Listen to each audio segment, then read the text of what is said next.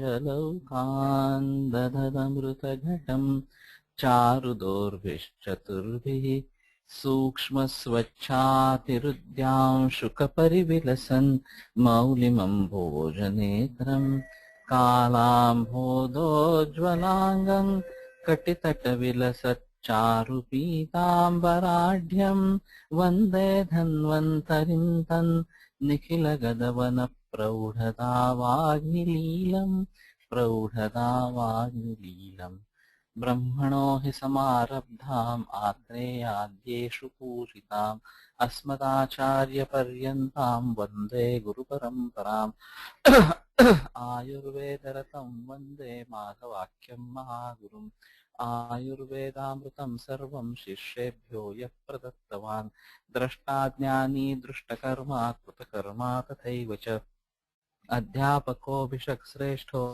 महान् संशोधकस्तथा गुणैरेतैः समुदितैः यत्कार्यं प्रतनोद्धि सः समृद्ध्यर्थं हि कार्यस्य वयं नु प्रयतामहे रागादिरोगाः सहजाः समूला येनाशु सर्वे जगतोऽप्यपास्ताः तमेकवैद्यं शिरसा नमामि वैद्यागमज्ञांश्च पितामहादीन्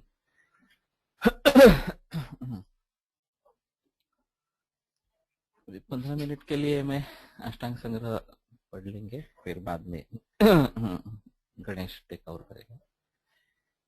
हेमंतादिषु कुर्वीत स्वं स्वं चाकालिकेष्वपि विधिं तच्छीलं यस्मात् शीतादिद्वन्द्वकारितम् ऋतुचर्यादिशीतोष्ण वृष्टिदोष प्रतिक्रिया अत एव च चर्यायां हेमंत शिशिरे समे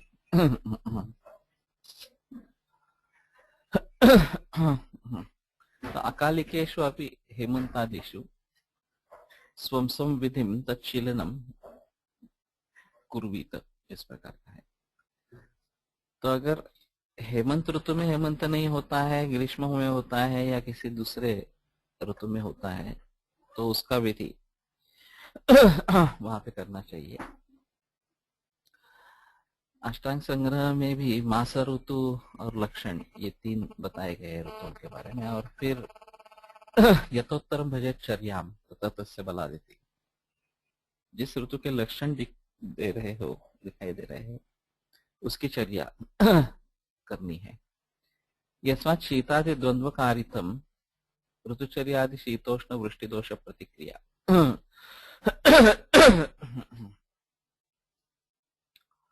बारे में अगर कुछ ये लिखते हैं तो देखते हैं थोड़ा टीकाकार।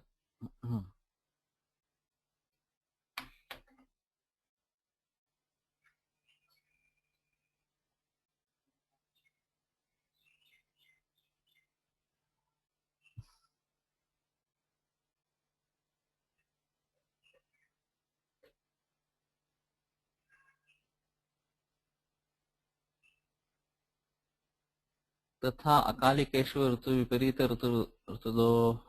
ऋतुप्रसंगोद्भूतेषु हेमन्तादिषु स्वं स्वम् आत्मीयं विधिं कुर्वीत। यथा तस्य विधेः शीलने शीतादीनां शीतोष्णवर्षाणां द्वन्द्वः अपापुरुषं कारयति तेन एतदुक्तं भवति। ज्येष्ठाषाढयोः अन्ययोः वा मासयोः ग्रीष्मादिस्वलक्षणप्रसङ्गे हेमन्तादिस्वलक्षणं दृश्यते। तस्य आगन्तो हेमन्तादिकस्य चर्यां सेवेत। यतः एषां ऋतुचर्याध्याये कथिता हेमन्तादिषु चर्या सा न यथेच्छमेव क्रियते, किन्तर्हि शीतादिदोषप्रतीकारार्थम्। तेन यस्मिन्नेव मासे शीतादयः तस्मिन्नेव सा चर्या सेव्या। एतदेव उच्यते दिनचर्यया आदिना। शीतादिदोषप्रतीकारा ऋतुचर्युक्तान् मासमात्रमाश्रित्य एवं एतस्मिन् अर्थे उपपत्तिः उच्यते अत एव च इत्यादि। हेमन्तशिशिरयोः अत एव शीतदोषसादृश्यात् चर्यापि सादृशी एव उक्ता। आयुषो रक्षणवस्तुनः प्रकृतित्वात् इदमुच्यते। सर्वेषां प्राणभूतां शरीरिणाम् आयुर्नित्यम् उभयकर्म बलवत्वात्। आगे का शुरू हुआ। उसका जो हेमंत आदि ऋतुओं में जो ऋतुचर्या का पालन करने के लिए निर्देश है वो शीतादि द्वंद्व के हिसाब से किया गया है। तो शीत उष्ण वृष्टि दोष प्रतिक्रिया ये ऋतुचर्या आदि में बताई गई है। अतः एवं चर्यायाम हेमंत शिशिरे समय, और उसी के हिसाब से हेमंत और शिशिर की चर्या एक जैसी बताई गई है। तो इसका मतलब ये है कि जिस ऋतु के लक्षण जब दिख रहे हो तो उसकी चर्या उसमें करनी है। नहीं ये मास है तो ये अभी ऋतु है ऐसा समझकर उसकी चर्या करनी है, ऐसा नहीं।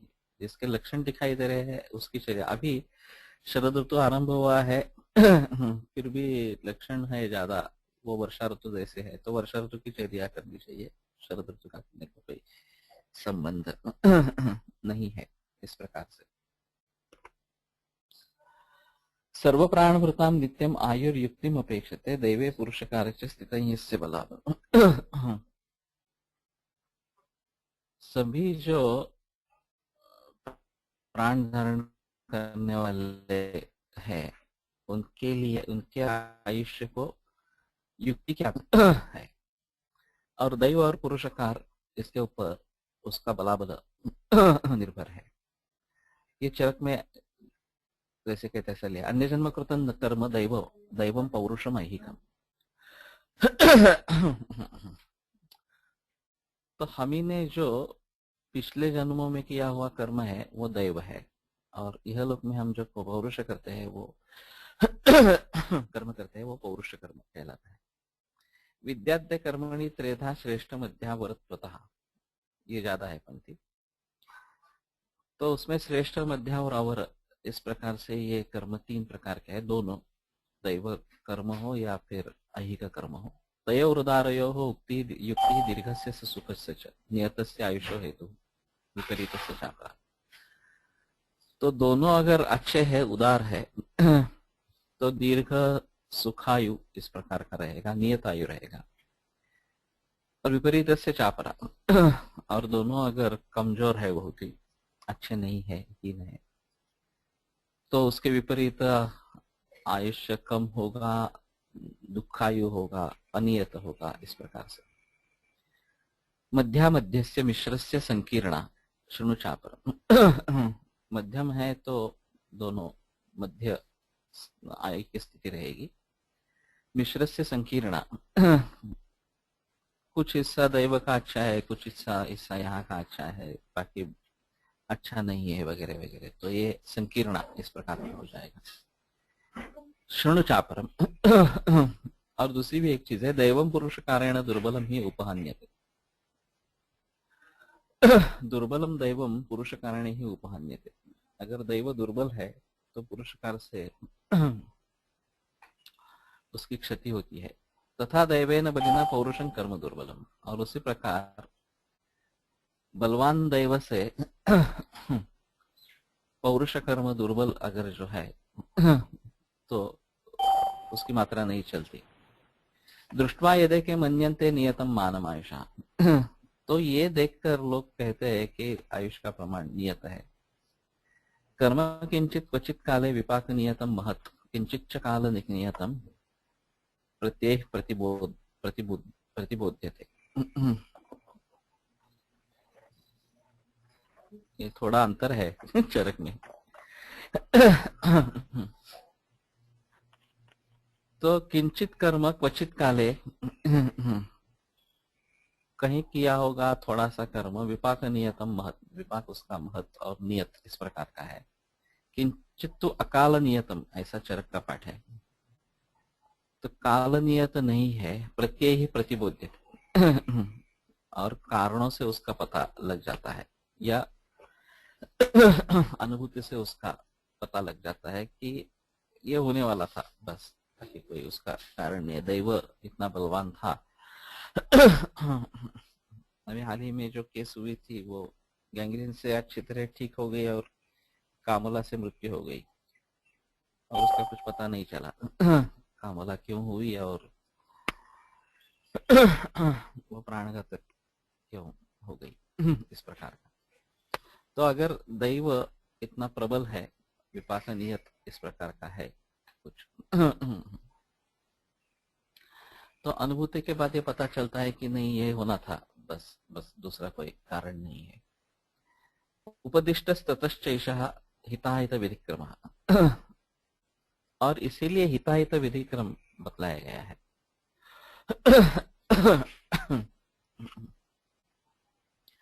इसमें ये सबसे अहम बात है कि जो कर्म हम यहाँ पे करते हैं उसका यहाँ भी फल मिल जाता है, ये एक चीज है।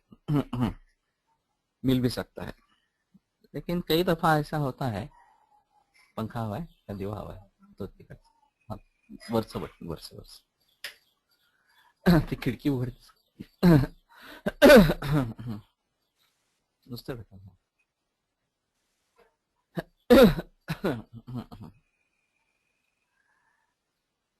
तो अगर इसी जन्म में उसका फल मिल गया तो कोई आपत्ति नहीं है. लेकिन मानो कि इस जन्म में फल नहीं मिला तो भी ये संचित होकर रहेगा, और इस जन्म में नहीं तो अगले जन्म में उसको भुगतना पड़ेगा. तो कम से कम बुरा कर्म मत करे. जो पाप कर्म है उसका त्याग करे, उसका शीलन न करे, और जो पुण्य कर्म है वो करते रहे. इसके बाद में अगर पुण्य कर्म का फल यहीं पे मिल गया तो अच्छी बात है, लेकिन अगर मिला भी नहीं तो अगले जन्म में तो कुछ अच्छा होगा, ये उसका सिद्धांत है उसके पीछे. और वही शायद चीज रोकती है लोगों को पाप कर्म करने से. नहीं तो मेजॉरिटी समाज सदुर्त के नियमों का आचरण करने वाला है. कुछ ही लोग ऐसे हैं कि जो सदुर्त का आचरण नहीं करते. और खासकर राजा अगर ये नहीं करता तो सब पूरा बिगड़ जाता है. मनुस्मृति में एक श्लोक बताया गया है, कालो वा कारणम राज्ञा राजा वा काल कारणम इति से संशयो माभूत राजा काल से कारण. काल राजा का कारण है या राजा काल का कारण है, इसके बारे में तुम्हें संदेह ही नहीं होना है. राजा काल से कारण, राजा काल का कारण है. अभी सब बताते हैं कलयुग की महिमा है तो अभी ऐसा ही चलेगा वगैरह वगैरह. और चरक ने भी जो विमान स्थान में बताया है सत्ययुग की परिस्थिति कैसी थी, त्रेता की कैसी हुई वगैरह वगैरह के बारे में मान भी लेकर चलते हैं तो भी हमें हमारे मार्ग में पूरा विश्वास होना चाहिए. जब हम देखते हैं कि लोग कुछ भी कुकर्म करते हैं फिर भी अपरेंटली सुखी है, उनके पास संपत्ति है या उनके पास सत्ता है इस प्रकार से, तो ये हो सकता है कि हमारा मन भी बहल जाता है कि क्यों नहीं हम गलत रास्ते का इस्तेमाल करें. और उसमें क्या आपत्ति है इस प्रकार की. लेकिन जो महाभारत का सार बतलाया जाता है, परोपकारा पुण्याय पापाय परपीड़न, वो किसी न किसी तरीके से परिणत होता ही है. और ये आशंका मन में रहेगी तो शायद हम पापाचरण से निवृत्त हो जाएंगे. पुण्य कर्म करेंगे नहीं करेंगे वो अलग चीज है. लेकिन उससे निवृत्ति और पुण्य कर्म करना ये होना चाहिए इस प्रकार से. कोलटकर जी कहा करते थे, कहाँ का वचन है मुझे मालूम नहीं है, यश पुण्य रवाप्य थे. यश जो है वो पुण्य से आता है, ऐसा उनका कहना था. और वैसे भी स्वेन निस्व तपस्विना, चिकित्सा कर्म खुद ही एक पुण्यकारक कर्म है. सनातनत्वात् वेदानाम अक्षरत्वात् तथैव च चिकित्सितात् पुण्यतमम किंचिदपि शुश्रुम, ऐसा एक दूसरा वचन है. तो चिकित्सा हम करते रहे, स्वेन निस्व तपस्विना, जिनके पास पैसा नहीं है ऐसे तपस्वी लोगों की भी चिकित्सा अपने धन से करते रहे. तो ये भी बड़ा पुण्य देने वाला है. और पुण्य के आधार पर ही यश प्राप्ति इस प्रकार से होती है. तो ये बात ध्यान में रखनी चाहिए, हम वैद्यों को खास करके बात ध्यान में रखनी चाहिए. एवंच द्विविधो मृत्यु काला काल विभेद था उपदिष्ट ततश्चेषा हित व्यतिक्रम। तो इस प्रकार काला काल विभेद से दो प्रकार का मृत्यु बतलाया गया है और उसी लिए हिताहित व्यतिक्रम बतलाया गया है।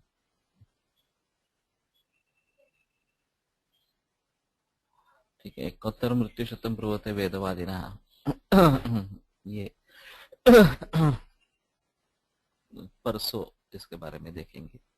तो अभी मैं गणेश को माइक सौंप देता हूँ और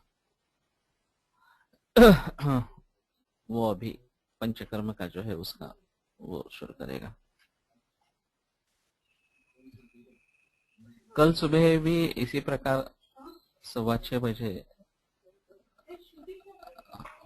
आएंगे यहाँ।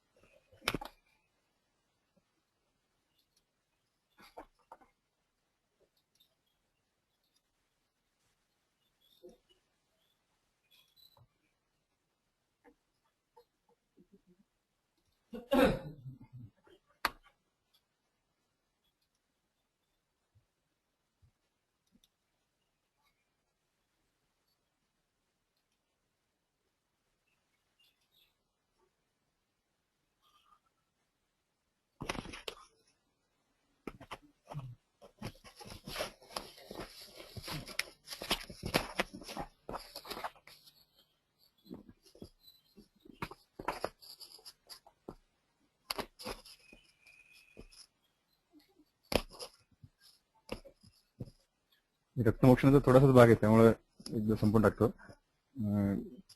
वेगळं असं तिथं काही म्हणजे रक्तमोक्षणात केलं जातं असं काही नाहीये जास्त, त्याच्यामुळे जसं रुटीनली आपण इथं करतो जलोकाचरण वगैरे तसंच जास्त ते प्रॅक्टिस केलं जातं.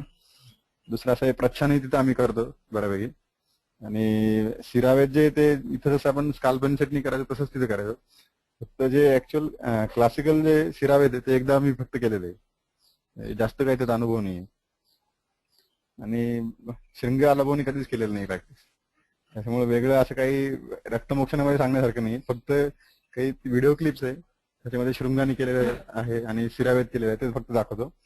आणि जलोकाचरण मध्ये एक अजून दुसरा एक तिथं होतं ट्रेन त्या पंचकर्म इन्स्टिट्यूट मध्ये, जी जेव्हा जेव्हा ती रक्त प्यायला लागते तेव्हा मागच्या साईडने तिला निडलनं प्रिक करतात आणि मग ती रक्त पित असते आणि मागून ते रक्त जात असतं. म्हणजे ती पितच राहते, कितीही वेळ पित राहते ती रक्त, म्हणजे मागून ते रक्त जात राहतं. आणि ते मी बघितलेलं नाही प्रत्यक्ष, पण मरत नाही, जे लोक मरत वगैरे नाही, पण मागून ते रक्त जात राहतं, मागच्या साईडने ते प्रिक करतात. हा पुन्हा लावता येते, जे लोक मरत नाही.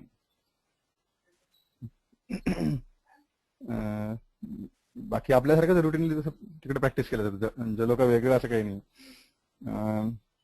प्रच्छनही आम्ही तिथे करायचो. प्रच्छन आपलं स्काल्पची जी निडल असते तिने प्रच्छन करायचो, जिथे रेषा अशा करायच्या, फक्त जास्त डीप नाही गेल्या पाहिजे, कुठे मर्माच्या ठिकाणी नाही करायच्या, शिरा जिथं असेल तिथे नाही करायच्या, आणि एका रेषेमध्ये करायच्या आणि एकावर एक नाही आल्या पाहिजे असं करायचं. आणि समजा तुम्ही पायाला जर करत असेल तर खालच्या भागाला पहिले करायची, नंतर वरच्या. वरती जर तुम्ही केल्या तर ते रक्तस्त्राव झाल्यावर तुम्हाला खालचा भाग व्हिजिबल होणार नाही, बस तेवढंच. फक्त दोष असतील एक दिवस असतं तेवढं तिथं करायचं. आणि नंतर शिरावेद आहे. शिरावेद तिथं स्नेहपान वगैरे करून शिरावेद असं काही प्रॅक्टिस केलं जात नाही. म्हणजे स्काल्पेननी ब्लड काढायचो आम्ही, जास्तीत जास्त प्रॅक्टिस करायचो व्हेरिकोसिटीमध्ये, बाकी आणि दुसरं कुष्ठामध्ये.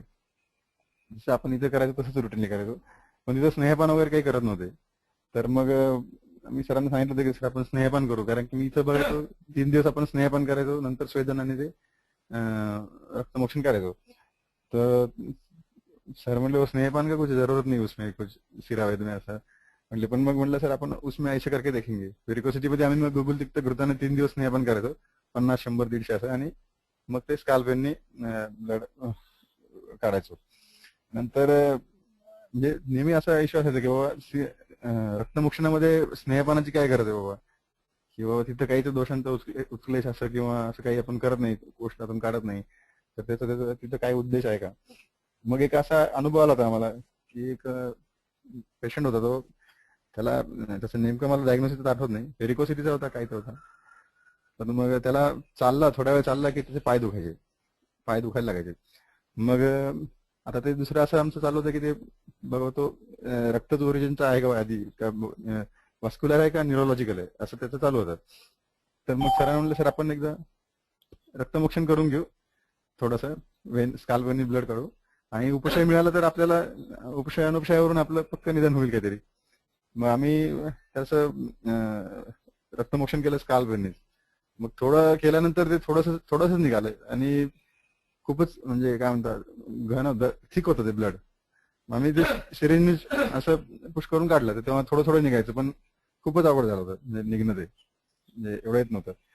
मग असं ठरलं, नंतर असं केलं की आम्ही त्याला स्नेहपान करून रक्तमोक्षण करायचं असं ठरलं. मग मग त्याला स्नेहपान केल्यावर रक्तमोक्षण जेव्हा आम्ही केलं तेव्हा ते असं काहीच काळजी गरज नाही पडली, ते एकदम इझिली झालं ते रक्तमोक्षण. तिथूनच केलं, त्याच ठिकाणून केलं, परत त्याच पायातून केलं, आणि एकदम फ्री फ्लो ते रक्तमोक्षण झालं.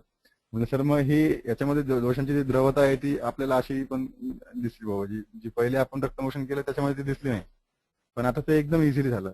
म्हणजे तिथे पण त्याचा काहीतरी रोल होतो त्या स्नेहपानाचा. आणि मग सर म्हणले ते पूर्ण आपण असं स्पेसिफिक पार्ट सांगितलेले बाबा, की बाबा इथून 4 अंगुल वरती खाली असं जे जानूपासून गृध्रसीमध्ये असं सांगितलं, त्याचा काय रोल, किंवा मग त्याच्यामध्ये स्नेहपान करायचं की नाही करायचं. पण हे बरंच चालू होतं. पण स्नेहपान केल्यावर जी द्रवता येते, स्नेहपान केल्यावर ते चेंजेस दिसते त्याच्या रक्तमोक्षणामध्ये, म्हणजे तसं दिसतं बा आपल्याला. पण मग आपण असं सांगतो की त्या विशिष्ट पार्ट मधून आपण समजा कुष्ठामध्ये आपण रक्तमोक्षण केलं की आता आपण सिरावेत करणार कुठे करून आपण स्काल्पेन मधून हातातून काढणार किंवा पायातून काढणार. मग सर्व देहगत दृष्टी असते त्याचं काय करणार बाबा, तिथूनच रक्त निघालं ते, असं पण एक होतं. पण मग आता दुसरं त्यांनी सांगितलं की बाबा ना, समजा एक मोठा भांड आहे, त्यातनं पाणी काढलं, वरतून काढा, नळाने काढा किंवा वरतून काढा, कुठून काढा, त्या पाण्याची एक लेवल ती कमी होणार आहे. तसंच तिथे तुम्ही कुठूनही जरी दोष काढले तरी सर्व शरीरगत दोषांची लेवल तेवढी ती कमी कमी होणार आहे, असं ते एक लॉजिक सांगितलं तिथं बाबा. पण तसा चेंज दिसतो, म्हणजे स्नेहपान केल्यावर आम्हाला प्रॅक्टिकली तो बदल दिसला की रक्ताची जी द्रवता आहे ती वाढली होती. आणि पहिले आम्हाला 10-15 सीसी रक्तच काढायला खूपच प्रॉब्लेम आला होता. नंतर आम्ही जे किडनी ट्रे भरून रक्त काढलंय, आणि त्याचा उपशय पण होता नंतर. नंतर हे शृंगालाभू सिरावेद फक्त क्लासिकल मेथडनी एकदाच केलेलं आहे.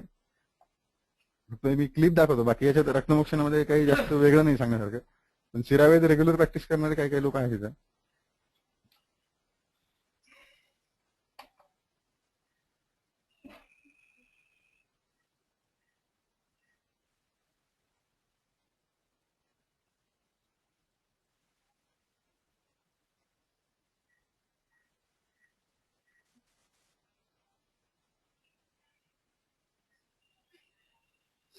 हे क्लिप आमची तयार नाही केलेली, पण तुम्हाला दाखवणार.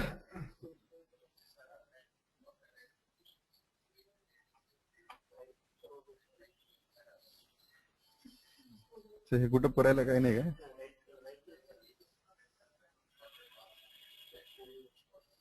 विचार का.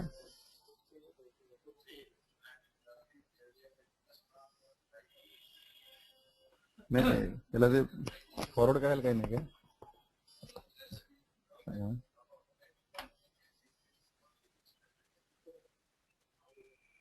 आहे का कुठे.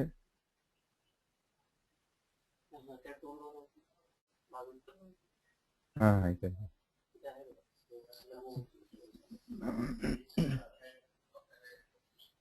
ते गेला ना त्याचा फुलबार.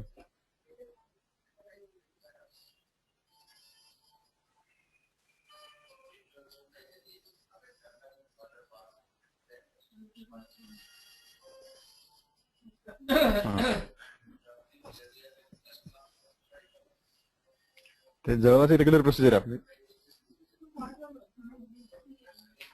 मी ते पुढे पुढे करतो, नाही तर ते क्लिप संपायला वेळ लागेल एवढी इथपर्यंत. पण हे जळवाच आहे आपलं रेग्युलर. हे स्ट्रिक्चर मध्ये बर्न बर्न झाल्याच्या नंतर जे स्ट्रिक्चर त्याच्यामध्ये ते केले त्यांनी. नाही नाही याच्यात नाही येत ते प्रिकचं काय. मी नाही केलेलं स्वतः प्रॅक्टिस ते. जळवाला प्रिक करायचं मला आवडत नाही सर ते. हा जे प्रिक करायचं बाकी काही नाही, चित्र मरत नाही काही नाही ते. हा मागच्या साईडने, मागच्या साईडने स्किनवर कुठे प्रिक करायचं. निडल निडल त्यात ठेवून द्यायची ती, त्या निडलनं मधून ब्लड येत राहील. हा नंतर झालं की ती निडल काढून घ्यायची. हा नाही नाही नाही नाही, निडल ठेवायची त्याच्यात. आपली इंजेक्शनची हा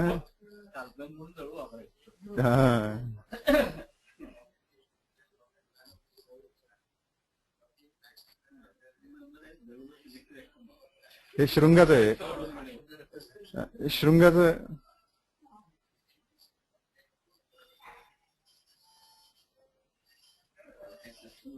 हा सक्शन लावलंय मला. हे कुट्टण केलं पहिले असं, आणि मग हे सक्शन. कुट्टण आपलं साधं निडल नाही.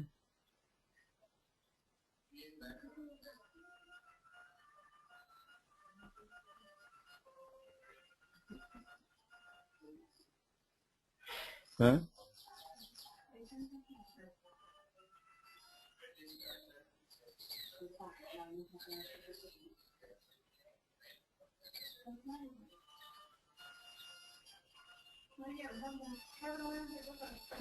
हे मी केलेलं नाही स्वतः, शृंगाचं मी केलेलं नाही.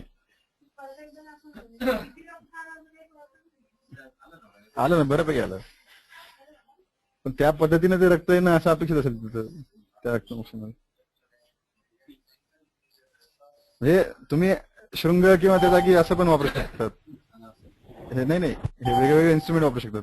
साधे आपलं हा सक्शन होणं अपेक्षित आहे.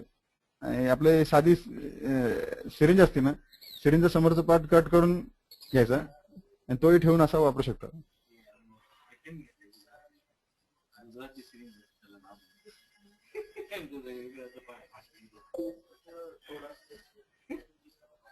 हे असा गट्टीच आहे.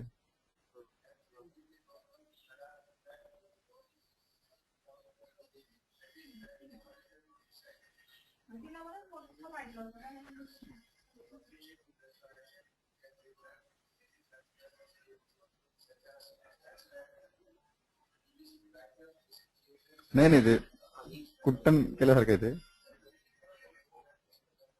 प्रच्छन्न मध्ये अशी रेष असते, रेखा येतात, हे कुट्टण आहे. हा झालं, जाळ मागे येतो. हा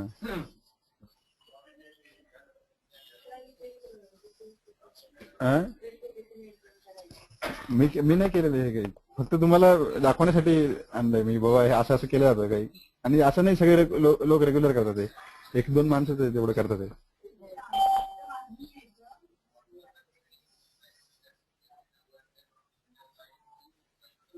ऍक्च्युली प्रच्छन्न म्हणून हे असं करतात, हे कुट्टण गेल्यासारखं करतात. ऍक्च्युली प्रच्छन्न म्हणजे अशी रेष आली पाहिजे, तसं नाही करत ते.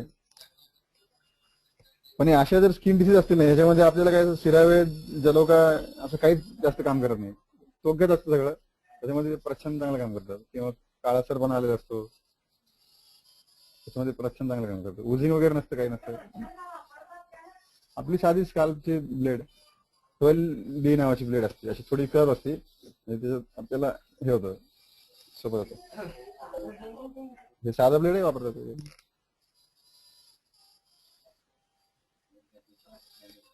हा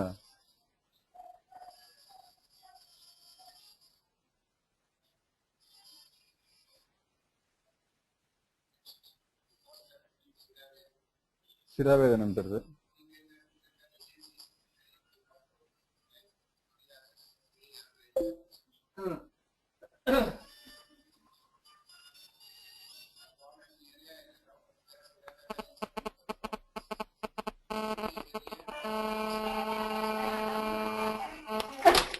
व्हिडिओ दिसत नसेल बघा त्यांना,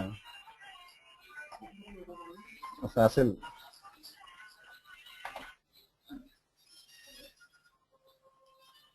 दिसत नाही.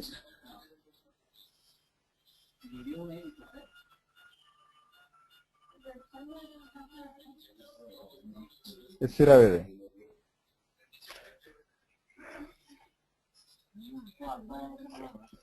हे एकदम मी केलेलं आहे सिरावेद.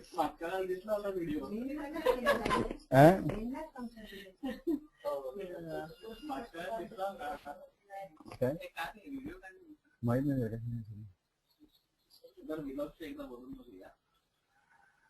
दुसऱ्या याच्या प्लेअर मध्ये प्ले करून बघतो.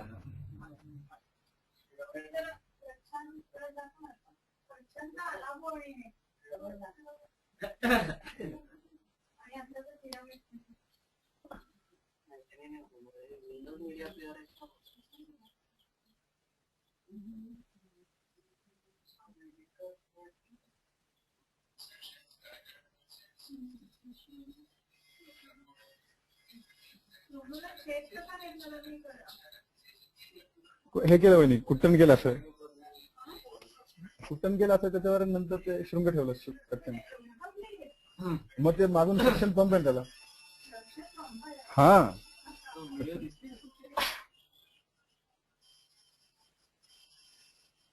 हे प्रच्छन, हे ऍक्च्युली सगळं करून बघायला पाहिजे. प्रच्छन वगैरे करू शकतो मी, ते ब्लेड नाही केले सगळं.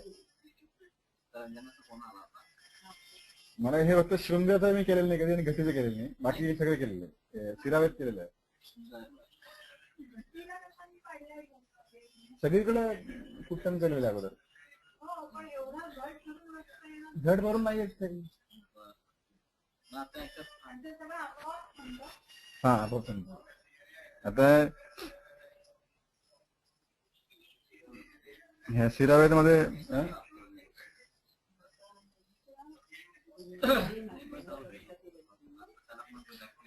सिरावेदामध्ये असं आहे. हे बघा,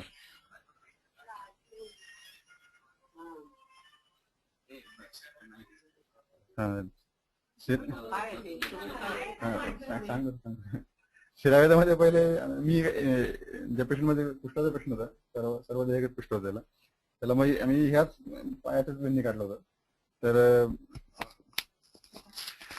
तर पायाचीच वेन्नी काढलं त्याला, सिरावेद केला होता. तर याच्यामध्ये असं स्नेहपान वगैरे आम्ही तेव्हा केलं नव्हतं तसं, पण स्नेहपान वगैरे करून घ्यायला पाहिजे. नंतर जो शूल होतो तो त्यांनी होणार नाही. आणि तसं फंक्शन पण दिसतं, द्रवता येते तशी रक्ताला, किंवा त्याच्यामुळे आपण असं म्हणू शकतो की दोष जे ते येतात त्या रक्तामध्ये. नंतर त्याची यंत्रणा करायची, म्हणजे चांगलं एकदम टाईट बांधून घ्यायचं त्याला, जिकडून आपल्याला करायचं त्या वरच्या भागापासून, आणि जास्त लांबून नाही. मग आम्ही ते टॉर्निकेट बांधलं होतं आणि बीपी अपॅरेटस बांधलं होतं मी इथं, आणि त्यांनी प्रेशर त्या टॉर्निकेट पेक्षा जास्त अप्लाय करतात आपल्याला. 200-250 पर्यंत चांगलं प्रेशर हे करून ठेवलं होतं, म्हणजे पूर्ण उत्तान, शिरा चांगलं उत्तान झालं पाहिजे.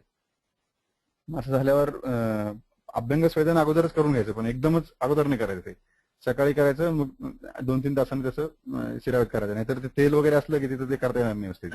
नंतर ती निडल जी आहे आपली, स्काल्पची जी ब्लेड जी आहे ती 12D नावाची ब्लेड वापरायची. स्काल्प हँडलला ती लावायची आणि 12D नावाची ब्लेड वापरायची. ती आपली सरळ नसते ती ब्लेड.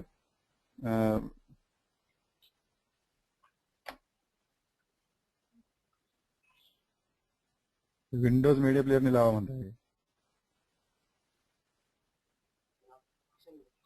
बघतो मी.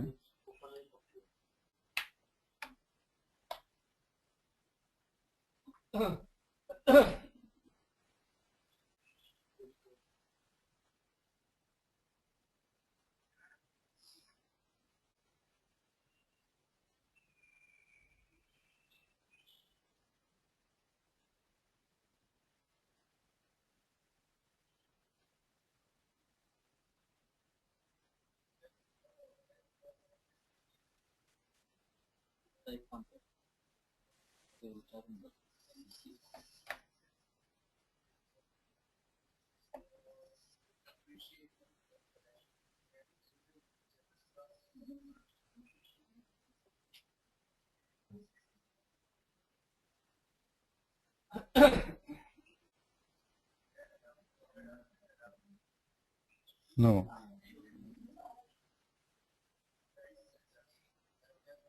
दादा हे पटकन मी तोंडीच सांगतो, म्हणजे तिकडे त्यांना कळेल.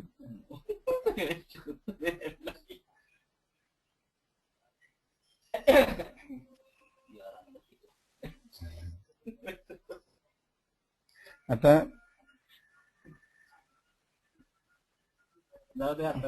हा हा नाही, मी तोंडी सांगतो.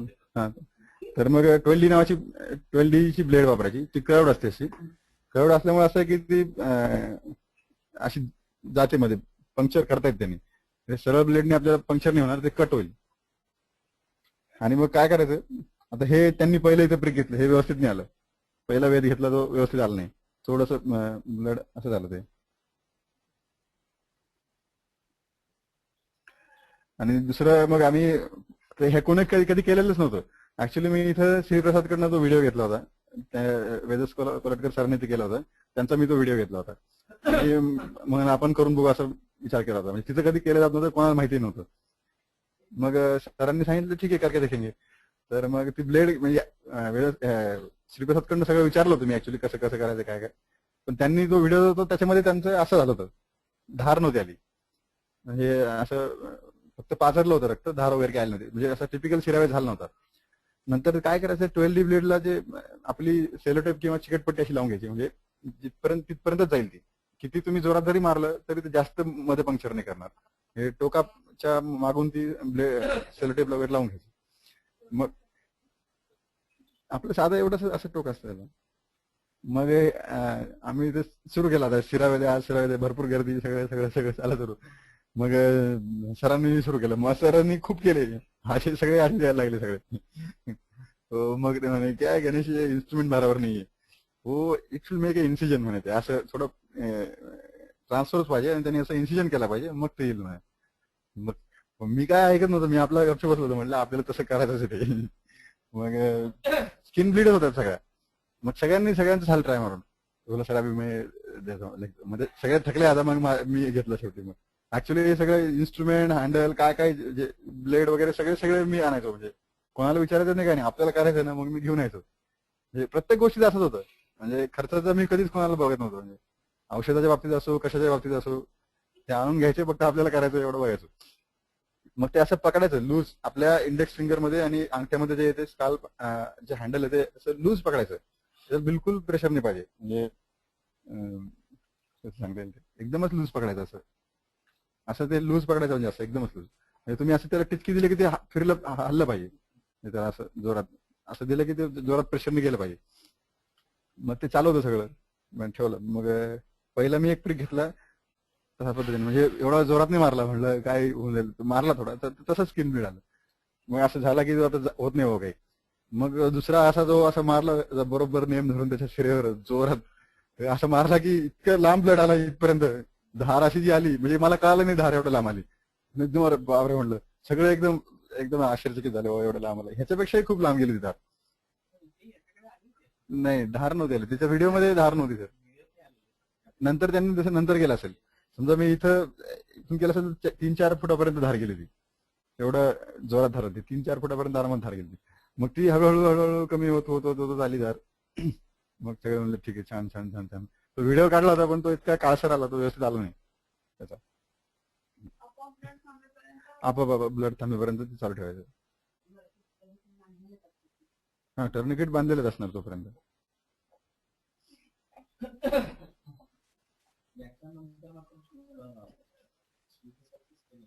हा हा, स्नेहपान करून केलं तर सगळे होणार नाही मग, शूल वगैरे.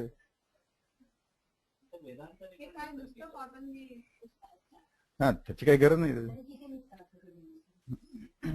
तसं काय आम्ही मोजलं नव्हतं, पण ते 100-150 cc आरामात असेल ते, एवढं ब्लड.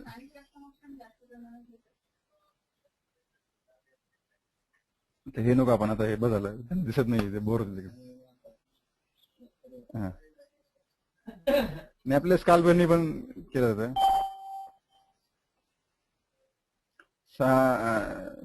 16 किंवा 18 नंबरची ब्लेड वापरायची. अरे प्रेझेंटेशनच गेलं का?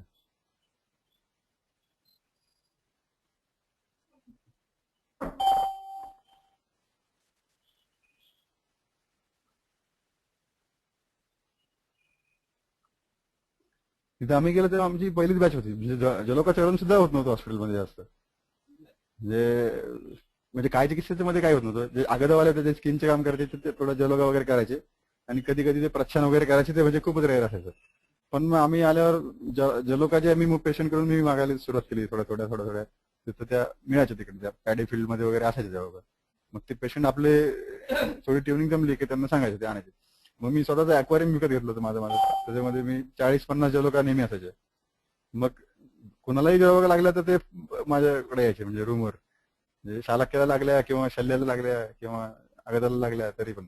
आणि मग ते वाढत गेलं हळूहळू जलोका. मग ते ज्युनियरकडे गेलं. मग आता स्काल पेन मधून कोणी ब्लड काढत नव्हतं. मग मी इथं बघितलं होतं सगळं, ऍक्च्युली इथल्या बऱ्याच गोष्टी मी तिकडे करायला लागलो. मग मग ते सुरू केलं. मग ते बघूनही ते ट्रेंड सुरू झाला. म्हणजे हा, त्याच्यामध्ये आम्ही ते सरळ बीपी अपरेटस लावायचो, कमी व्हायला लागलं की प्रेशर वाढायचं, फ्लो सुरू झाला की परत कमी करायचं, म्हणजे ते ऍडजस्ट करता येतं, ते कमी जास्त. आणि तेवढ्या क्वांटिटी ते ब्लड काढायचं, समजा 100-150 सीसी असं काढायचं बाबा. म्हणजे व्हेरिकोसिटी मध्ये तर असं आहे की एक 100-150 सीसी ब्लड काढलं की 6 महिने त्याला काहीच टेन्शन राहायचं नाही पेशंटला. ते म्हणजे त्याला तो दाह किंवा शूल, ते काळसरपणा खूप कमी होऊन जायचं. 6-6 महिन्यात ते करायचं. नंतर आम्ही मग ते स्नेहपान करून इम्प्लिमेंट करायला लागल्यावर तर अजूनच छान झालं सगळं. पण हे असं होतं की ऍक्च्युअल रक्तमोक्षण किंवा शिरावेदाचं इम्प्लिकेशन जे आहे, जसं एकच पेशंट जो सांगितलं त्या दिवशी की आता जो चालताना त्याला शूल वाढायचा, आणि त्याच्यामध्ये आम्हाला तो उपशय मिळाला. म्हणजे रक्तदृष्टी बाबा नुसती आपली कुष्ठापुरती किंवा व्हेरिकोसिटीपुरती याच्यापेक्षा वेगळा जो अप्रोच होता त्या पेशंटमध्ये फक्त आम्ही गेला. म्हणजे आपण जसं उदरशूल असल्यावर लावणार किंवा शिरशूल असल्यावर लावणार, किंवा अजून म्हणजे वेगळा एकदम विचार करून जो आपण रक्तमोक्षण किंवा वापर करतो तसं कधी झालं नाही. शिरावेदाचं तर तसं झालंच नाही बाबा. म्हणजे हृदयरसीचा पेशंट आहे, याच्यात आपण शिरावेद करून त्याचं शूल करणार आहे, कमी करणार आहे, म्हणजे असं जे गणित ते कधी म्हणजे जुळलेलंच नाही. म्हणजे रक्तमोक्षणाचा जो आहे तो त्या दृष्टिकोनातून असा उपयोग झालेलाच नाही बाबा. असं म्हणजे आपल्याला डायरेक्ट टू डायरेक्ट जी रक्तदृष्टी दिसते त्याच्यानुसार आपण तेवढं करतो.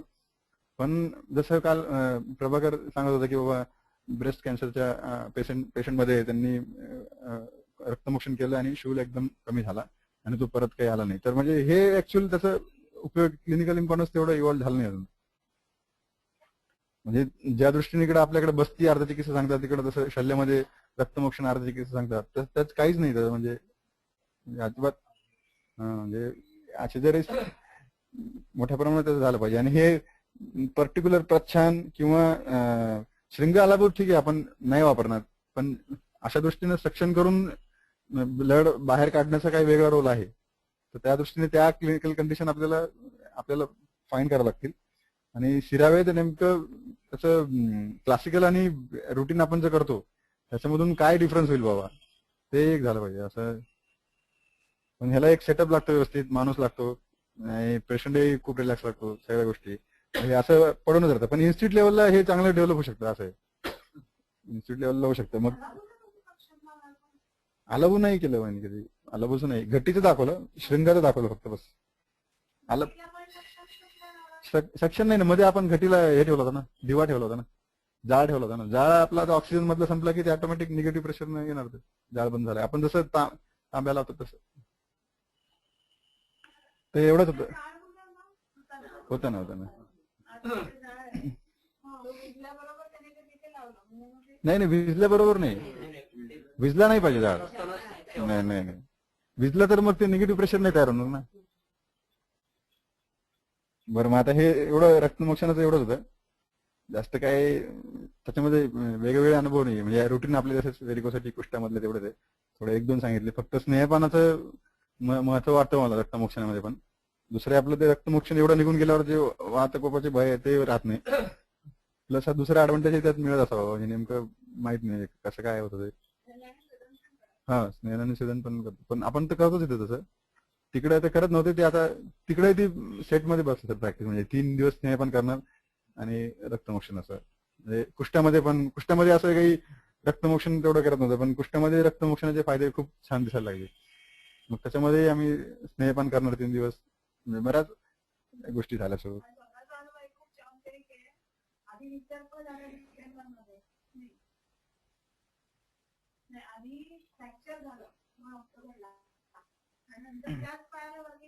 झाला तर विसर्ग झाल्यानंतर रक्तमोक्षण केलं आणि इथे किरकोळ फ्रॅक्चर होतं खरं म्हणजे हेअरलँड फ्रॅक्चर होतं. तर मग म्हटलं तर आता इथे रक्तमोक्षण करू. पहिल्या दिवशी रक्तमोक्षण केल्यानंतर इथं खूप बरं वाटलं. रक्तमोक्षण हे बरं वाटतं आज रक्तमोक्षण पण इथं परत प्रश्न तर तिथे सुरू झालं. ते स्नेह पण केलं असतं तर झालं नसतं.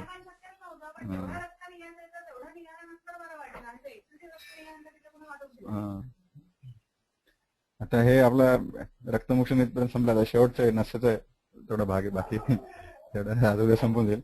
नस्यामध्ये आम्ही बरंच तिथं काम केलं म्हणजे मर्श नस्यामध्ये पण, प्रदमनमध्ये पण, स्वरस नस्यामध्ये पण वेगवेगळ्या भरपूर म्हणजे रोजच नस्य करायचो असं होतं संध्याकाळी. आणि थिसिसचा टॉपिक पण होता माझा comparative clinical trial to standardise the dose of मर्श नस्य इन अवभावका. तर अवभावका सोडून मग बाकी रेग्युलरच करायचं. त्याच्यामुळे बाकीच्या सगळ्या क्लिनिकल कंडिशन मध्ये गेला. स्टडीमध्ये मी कार्पास तेल वापरलं होतं. म्हणजे कार्पास असतं तेल सहस्त्रयोगामध्ये त्याचं वर्णन आहे आणि अब्बाहू, पक्षाघात आणि आर्दितामध्ये ते वर्णन आहे. तर ते सगळं येईलच, फक्त याच्यामुळे माझ्यात जास्त काम झालं आणि वेगळं अप्रोच राहिला. हा पक्षाघातामध्ये पण आहे पण ते खूपच इकडं फारच उष्ण आहे पण तेल एवढं आहे. हा खूपच उष्ण आहे. तसं ब्रुमन आहे पण उष्ण खूप आहे. म्हणजे कॉम्प्लिकेशन्स दिसण्याची शक्यता असते याच्यामध्ये जास्त डोस जर जास्त असेल तर. आणि असंही दिसण्याची शक्यता असते. म्हणजे पण आमच्याकडे घृतमंड असल्यामुळं ते मी वापरायचं ते बरोबर. आता हे सगळं येईलच पुढं डिटेलमध्ये सांगतो मी.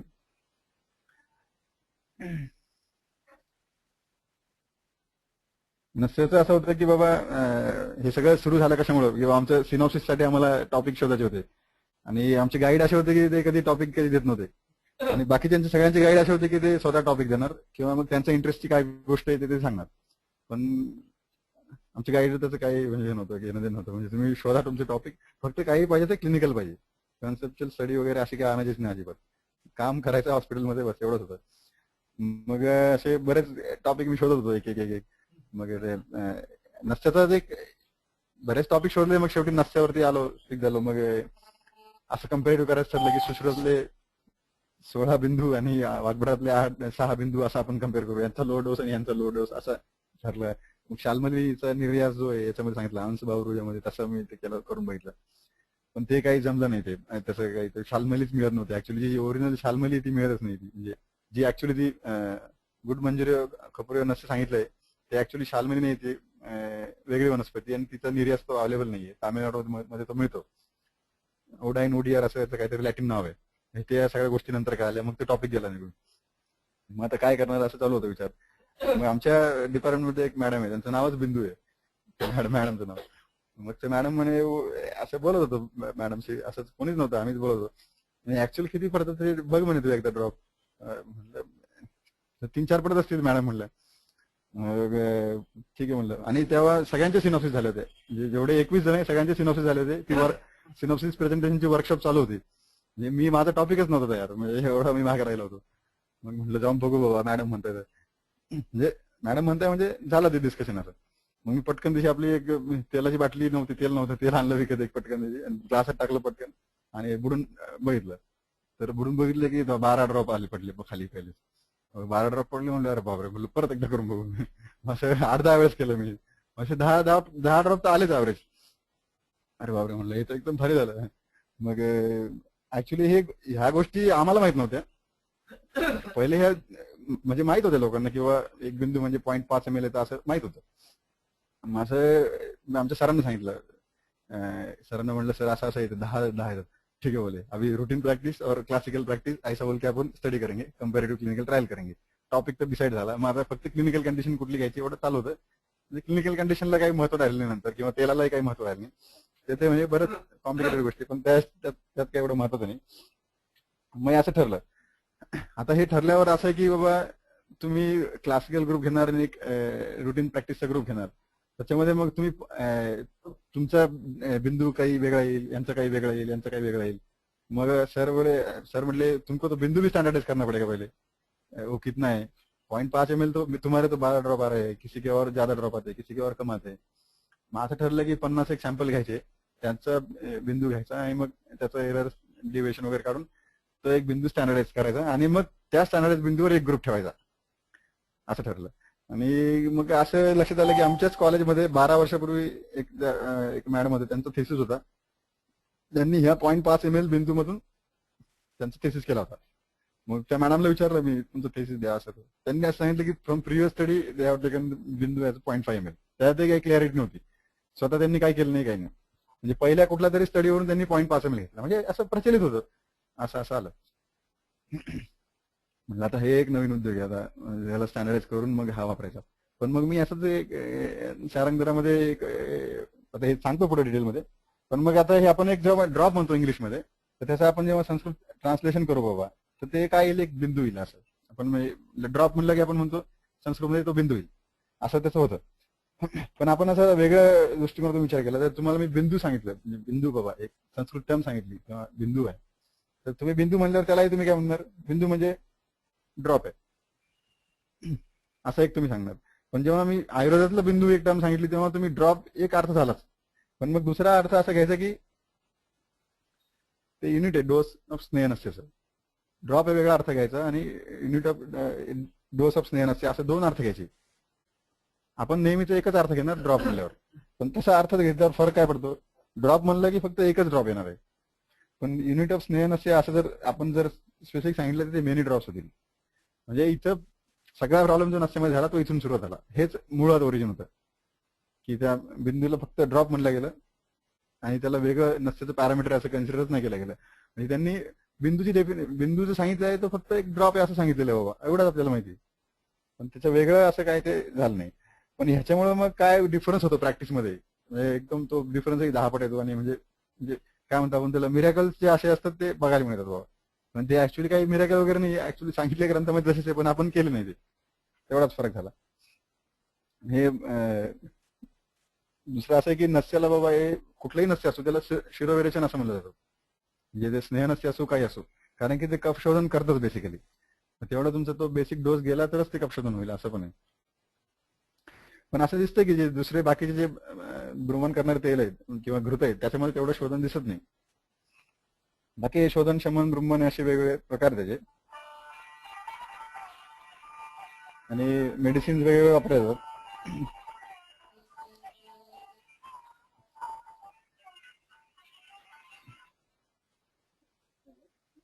आता हे त्याच्या डोस वरून त्याचे 2 प्रकार पडलेत, मर्श आणि प्रतिमर्श असे.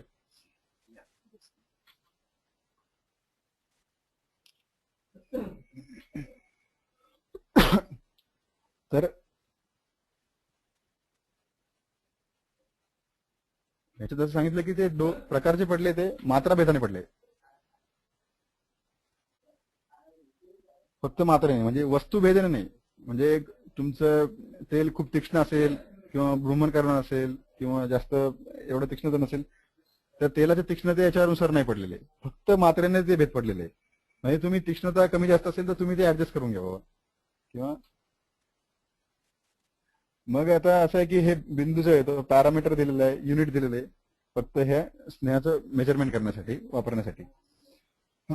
मग डोस ऑफ मर्शनसचे आपण बघितलं तर 10 बिंदू, 8 बिंदू आणि 6 बिंदू असे दिले वाग्भटामधले, उत्तम, मध्यम आणि हीन मात्रा. तर त्याच्यात रुटीन आयुर्वेदिक प्रॅक्टिसमध्ये आपण काय वापरतो किंवा 10 बिंदू म्हणजे 10 ड्रॉप्स, 8 बिंदू म्हणजे 8 ड्रॉप्स, 6 बिंदू म्हणजे 6 ड्रॉप्स.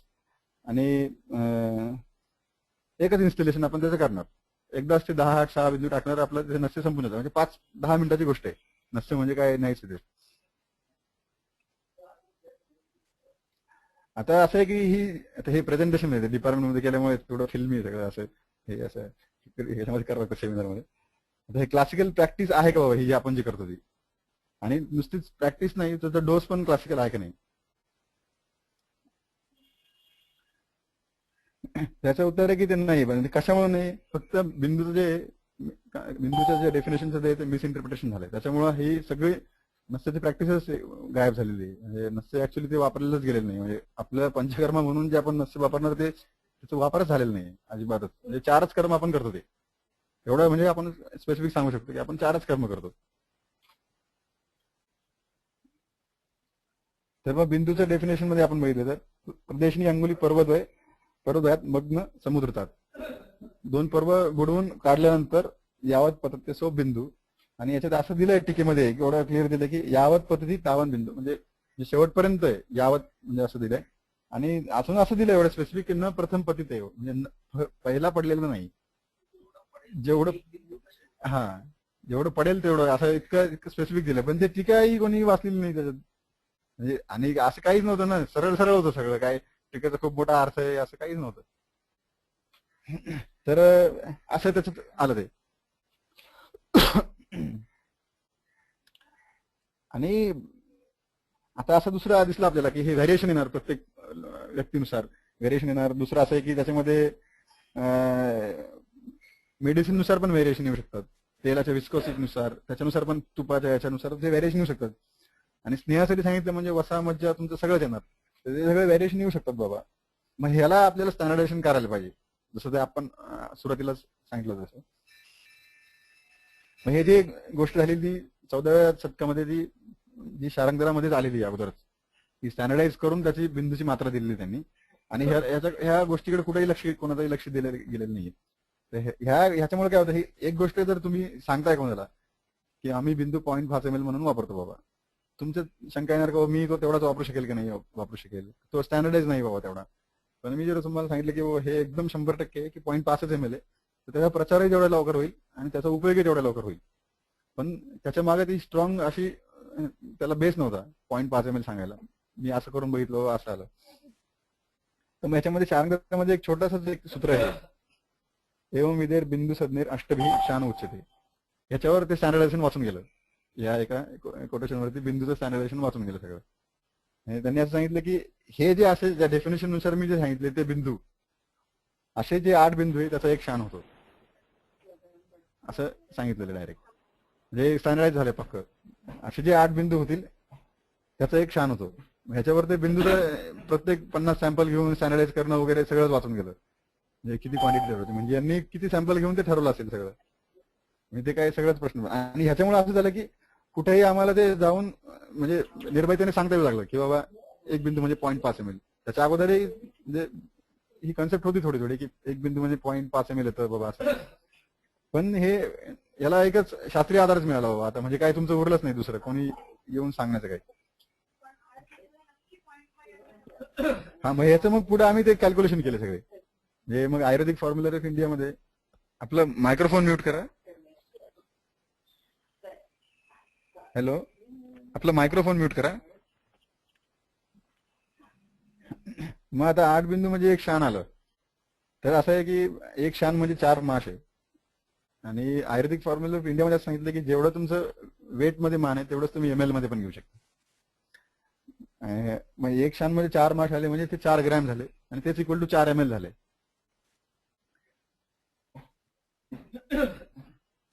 म्हणजे ते 8 बिंदू म्हणजे 4 ml झाले तुमचे. म्हणजे 4 ml म्हणजे 8 बिंदू म्हणजे डायरेक्टली 0.5 ml होतं, त्याला डिवाइड केलं. एक बिंदू म्हणजे तुमचा 0.5 ml. हे सगळ्यात थीम आहे थिसिसचा, याच्यातच सगळा थिसिस तयार झालाय एका स्लाइड वरती, एका सूत्रावरतीच त्या. आणि मग एक ड्रॉप म्हणजे 0.05 ml आहे, ते आयुर्वेदिक फॉर्म्युला ऑफ इंडियामध्ये दिलंय. म्हणजे 10 ड्रॉप म्हणजे 0.5 ml. म्हणजे एक बिंदू म्हणजे 0.5 ml म्हणजे 10 ड्रॉप असं त्याचं कॅल्क्युलेशन येईल. आणि एक बिंदू म्हणजे 10 ड्रॉप म्हणजे 0.5 ml असं ते स्टँडर्डाइज त्याची क्वांटिटी आली. म्हणजे स्टँडर्डाइज डोस इमर्शन असायचा एक बिंदू बरोबर 0.5 ml.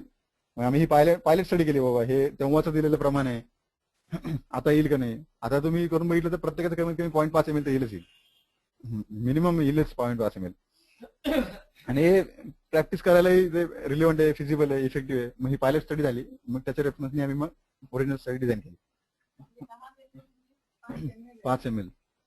मग आता एकदा असं झालं, आता नंतर आमची परीक्षा चालू होती तेव्हा एक जामनगरला एक रसशास्त्र डिपार्टमेंटमध्ये गालिब सर म्हणून आहे, ते प्रोफेसर वगैरे आहेत तिथे, त्यांचा काहीतरी स्टडी चालू आहे, त्या बिंदूवरती काहीतरी काम करतायत. तर त्यांना कुठून तरी माझं नाव कळालं होतं किंवा आमचे कोट्टागडचे सर तिकडे गेले तेव्हा त्यांनी सांगितलं होतं की आमचा एक स्टुडंट याच्यावर काम करतोय. तर ते म्हणे मग त्याच्याशी मला बोलायचं, मग ते बऱ्याच लोकांशी बोलले ते बिंदूबद्दल. मग त्यांचा फोन आला, ते म्हणे आपने कैसा किया है बोले. बोला वो ऐसा कोटेशन है उसमें से आया है डायरेक्ट, मैंने कुछ किया नहीं उसमें से. बोला 30 सैंपल लिए था हमने, उसमें से वो एक बिंदु करके देखा हमने, वो 0.5 ml आया. तो बोले वो आपने जेन्युइनली किया था क्या? बोला हाँ जेन्युइनली किया था, उसमें क्या है, वो कार्पास तेल से किया था हमने. तर ते म्हणे मी एरंड तेलाने केलं म्हणे, माझा 2.5 ml आला म्हणे एक बिंदू. अरे बापरे म्हटलं, म्हणजे ते नवीनच माहिती काय लागली आता मला. नंतर ते म्हणले मी तीळ तेलाने केला, माझा काहीतरी 0.7 ml आला म्हणे, आणि कार्पास तेलाने केला म्हणे मी, तसं 0.5 ml. म्हणजे वेगवेगळ्या तेलाचे वेगवेगळे बिंदू येतात म्हणे. बापरे बाप म्हटलं आज असं आहे का? बोला ये इतना सब आप स्टैंडर्डाइज करके क्या पाओगे? बोला आप ऐसा बोलेंगे कि एरन तेल का बिंदू है 2.5 ml है, और तिल तेल का इतना है असं, इससे आप क्या प्रूव्ह करेंगे बोला. आणि दुसरे त्यांनी एरन तेल तिळ तेल जे ते क्रूड करून बघितले, आमच नाही वापरायचंच नाही, त्याच्यामुळे त्याची विस्कोसिटी ती कमी होऊन जाईल, ते एक मुद्दा होता. तरी पण त्यांनी ते षडबिंदू केला होता, त्याचाही काहीतरी 0.6 असं काहीतरी आलं होतं. असं त्यांनी ते 50-50 100-100 सॅम्पल घेऊन केलं होतं. हे सगळं ते उद्योग करत होते. आणि त्या चतुर्थीमध्ये पण त्यांनी हा केला होता, तुपाचं तेलाचं घेऊन ते काय ते व्हर्नियर कॅलिपर घेऊन ते डायमेन्शन हे सगळं सगळं सगळं करून करत होते. म्हणजे एवढा बारीक बारीक ते सगळं चालू होतं. बोला इथं याच्यामध्ये म्हणलं असं होऊ शकतं तुमचं की तुम्ही 10 तेल घेणार आणि त्याला 10 बिंदू देणार, त्यात तुमचं काही आउटपुट काहीच नाही म्हणलं त्याच्यामध्ये. तुम्ही काही कन्व्हिन्सिंग लोकांना देऊ शकत नाही. दुसरं असं म्हणलं, हे 0.5 ml खाली तुम्हाला कधी आलेलं नाही कुठंच नाही आलेलं कुठे. 0.5 ml जी हे दिले म्हणलं, तुम्ही त्या डेफिनेशन वरून आलं तर ठीक आहे, डेफिनेशन वरून जरी नाही आलं तरी एक बिंदू म्हणजे 0.5 ml घ्यायचा. त्याच्यामध्ये दुसरं त्याच्यामध्ये रेफरन्स असा आहे तुमची नॅझल साईज, व्हॉल्यूम या सगळ्या गोष्टीचा, आणि बाकीचा विचार करून ते 0.5 ml घ्यायचं. आणि समजा मी तुम्हाला 0.5 ml जरी दिलं, आता 10 ते 6 बिंदू अशी रेंज दिलेली आहे, म्हणजे 5 ml ते 3 ml. प्रॅक्टिकली असं दिसतं की 5 ml वापरता येत नाही, 4 ml पर्यंत तुम्ही वापरू शकता मॅक्सिमम डोस. म्हणजे 5 ml चा तो काही रिलेव्हन्स राहिलाच नाही आज. आणि जो शेवटचा जो 6 बिंदू आहे म्हणजे 3 ml, तर त्याच्याही आपल्याला कमीच सुरू करावं लागतं. 1.5 ml किंवा 2 ml असं सुरू करावं लागतं प्रॅक्टिकली. म्हणजे त्या वेळेच्या नुसार जे दिलेल्या गोष्टी त्या आता थोड्या रिवाईज झाल्या प्रॅक्टिकली. मग तेव्हा तुम्ही बिंदू 0.4 ml झाला, 3 ml झाला असं म्हणत काय अर्थच नाही. बिंदू 0.5 आहे तो ठेवा त्याला तसं स्टँडर्डाइज दिलेलं आहे. बाकीचे डोस ते फक्त रिवाईज करा, इकडं बिंदूला रिवाईज करून काय उपयोग नाही ना. म्हणजे तो प्रत्येक तेलासाठी वेगवेगळं सांगण्यात काय अर्थ नाही. आणि सूत्रात दिलेलं आहे बाबा, हे असे सगळे जे 8 बिंदू आहे ते मिळून 0.5 ml होते. आणि त्याचं स्टँडर्डायझेशन त्यांनी कसं केलं, काय केलं, त्याशी काय केलं नाही. आणि तुम्ही वेगळं करण्यात बसू नका. 0.5 ml घ्या. फक्त तुम्ही सांगताना एवढं सांगा की कार्पास तिथे 5 ml पॉसिबल नाहीये, अणुतेलाचे 5 ml पॉसिबल नाहीये, घृतमंडाचे तुम्ही 5 ml करू शकता. असं तुम्ही वस्तू भेदाने सांगत राहा, मात्रा भेदाने नका सांगू तिथं, फक्त वस्तू भेदाने सांगत राहा. एरंड तेलाचे तुम्ही किती डोस देऊ शकता तेवढं सांगा. 0.5 ml ते तसंच कॉन्स्टंट राहू द्या, म्हणजे याच्यातून काही सिद्ध होणार नाही असं.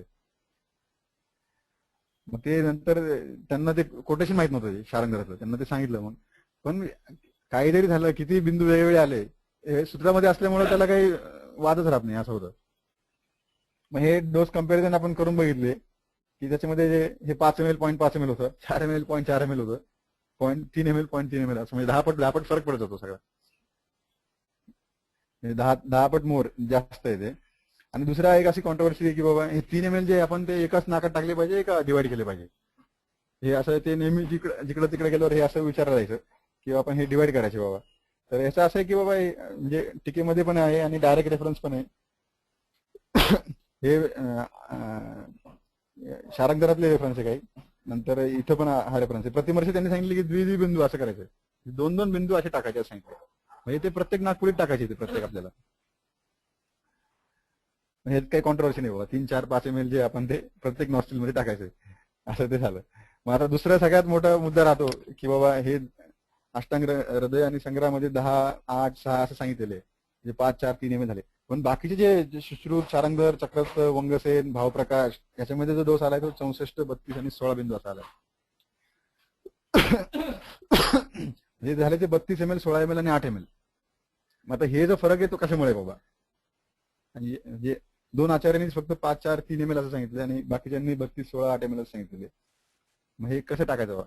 मग आता हे 0.5 ml आहे बिंदू आणि त्याला शारंगराचा रेफरन्स आला, एक गोष्ट झाली आपली, डिसाईड झाली, फिक्स झाली. त्याला आता काही वादावादी नाही राहिली, आपल्याला परफेक्टली सांगता येतात. मग आता जेव्हा माझी व्हायवा होती परीक्षेची, आता ते असं होतं की त्रिवेंद्रमचे तिथून परीक्षक आले होते. ते म्हणे मला ह्याच्या बाबतीत काही वाद नाही बाबा, मी ह्याच्या बाबतीत तयार आहे तुझं म्हणणं. बिंदूचं मिसइंटरप्रिटेशन झालं, बिंदू 0.5 ml आहे, तुम्ही 0.5 ml घेतलं. त्याच्यामध्ये आम्ही असं केलं होतं याच्यात का व्हॅरिएशन कशामुळे 32 डिस्पॅरिटी कशामुळे, याचं आन्सर प्रोसिजर मध्ये आहे बाबा, की बाबा हे जे डोसची कन्सेप्ट ती इंटरकनेक्टेड आहे प्रोसिजर बरोबर. हे दोघांचा जर एकत्रित विचार केला तर तुम्हाला डोसच्या कन्सेप्टचं उलगडा होऊ शकेल. आता हे पुढे सांगतो मी तुम्हाला. अगोदर ह्याचं जे पूर्वकर्म आहे, म्हणजे आपलं पूर्वकर्मामध्ये जे स्वेदन आहे त्याचं जास्त काही महत्व नाही येत एवढं नसल्यामध्ये. थोडंसं स्वेदन जरी झालं पूर्वकर्मामध्ये तरी काही हरकत नाही. त्याला स्वेद उत्तम अंग वगैरे असं आले, म्हणजे हस्तस्वेद वगैरे एवढंच आलंय. नंतर दुसरं आलं ते पोझिशन. आता ह्या चित्रामध्येच आपण बघितलं की वेगवेगळ्या पोझिशन आल्या इथं. कुठं सगळीकडेच हेडलो आहे पण वेगवेगळ्या पोझिशन आहेत सगळ्याच. तर याच्यामध्ये असं लक्षात ठेवायचं की ह्या पोझिशनसाठी काही स्टँडर्ड अँगल नाही आपल्याला, की 30 डिग्रीमध्ये तुम्ही वळवा, 40 डिग्रीमध्ये ठेवा, असं तिथे प्रकार केले जातात. 32साठी 15 डिग्रीचा अँगल, इथे 40 डिग्रीचा अँगल असं आहे. तर जसं तिकडे हिप साईज वरून तो अँगल बदलत जातो, तसं इकडे आपल्या नेकच्या लांबीवरून तो अँगल बदलत जातो. एखादी मान खूपच छोटी असेल तर ते अँगल लगेच ऑटोमॅटिकच 40चा होऊन जाईल. एखादी लांब मान असेल ना, तो तर तुम्ही किती खाली कपडा ठेवला तर खूपच कपडे ठेवावा लागतात तेव्हा तुमचा तो अपेक्षित अँगल येतो. तसं ते बदलत जातं. मग एक तर प्रिन्सिपल फक्त एकच ठेवायचं की हे जे नाकाचं टोक आहे ते आपलं रूफला फेसिंग पाहिजे व्यवस्थित, तेवढंच ठेवायचं. हे पूर्ण रूफला फेसिंग पाहिजे आणि प्रविलंबित शिर असं पाहिजे.